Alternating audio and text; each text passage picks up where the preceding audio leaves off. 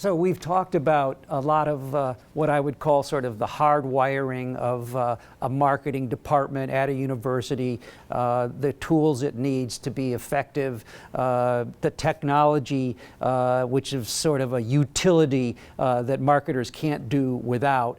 And you also talk about connecting. What about the emotional connection that colleges and universities must have to make with students of the future, and how does that figure in to this new world design? Yes, you know what, we're not buying a pair of socks. All right, someone's making a decision to go to a school for several years. It ends up on their resume, it's part of their identity.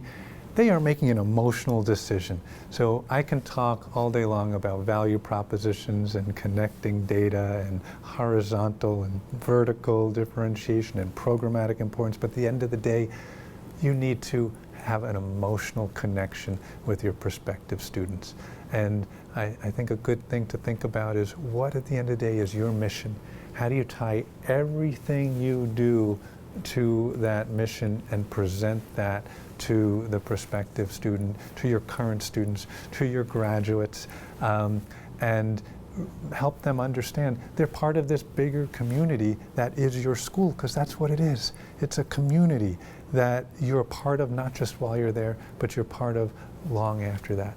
And if there are stories and messages that help tell your mission, tell your story, that go across that entire life cycle, bring it to the prospective student, because they want to join the community that fits for them, that they want to feel great about, that they want to be emotionally tied to, that they are going to be proud to tell their family and friends that they are part of your community. So don't forget the emotion, because that is a critical piece in this decision process. So with everything we've talked about, so many great insights that you've shared for our viewers, all of these various ideas now could be overwhelming for a higher ed marketer, particularly early in their career. Where do they start? Yeah, that's a great question. You know, you've got a big canvas to work from. Here's what I would say. You got to think about the critical foundational elements that are going to help shore up your foundation and drive your business at the same time, and do that before you start putting in more media dollars. I think about an analogy with a car. If your engine isn't running great, you want to fix the engine before you put more gas in the car. And media is the gas. So hold off on the gas until you fix the engine. And I think two of the critical pieces of the engine, and maybe I'll add a third, but two of the critical pieces for the engine are your website. Your website is your front door to your school.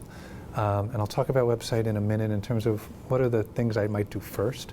And the other is your admissions process. There's a lot of value that can be unlocked in making that process user-friendly and removing any obstacles along the way.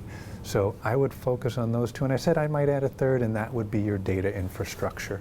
And make sure, I've talked a lot about how you can have data connectivity and even the right systems in place to bring data together. So I would start with those three. And I said I'd go back to website. And you say, where do you start? Here's what I would do with the website. First thing I'd look at is to say, are you making it easy for prospective students to move to the next step? Do you have clear calls to action? Is it clear what the next step is? Can they do it? Are your forms easy to understand and easy to fill out and easy to submit? So that would be number one on the website. Next thing I think about on the website is what's your user experience like? And you can get some quick learnings. Grab some students.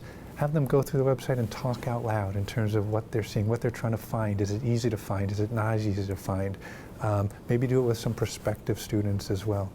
The next thing I'd say is Google yourself. If there are certain programs that you think you should stand for, or certain brand elements that you think you should own, type it into Google. If you don't come up on the first half of the organic search results, you should think about what's your content strategy to win on those terms. Because it's great that you think you own something, but if it's not coming up on Google, people won't know it. It'll be a secret, and you don't want it to be a secret.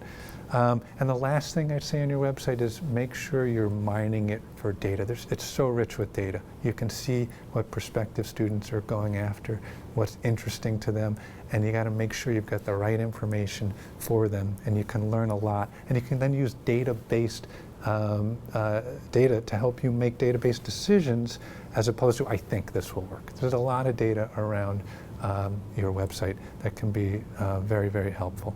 So think about your website as a front door to your school and really focus on getting it right. And you might need a third party to help you do that, a company with deep website experience and deep higher ed experience. We talked earlier about data and insights, and a lot of companies can help you take data and turn them into insights. But what I would suggest is you think about a company that can do not just that, but understands higher education, has seen enough with higher education and has deep experience in that, because those are the companies as a third party that can help you do a better job of not just figuring out what data to look at, but turning them into more meaningful insights and more meaningful action. It's been a great talking with you today. Thanks for being with us.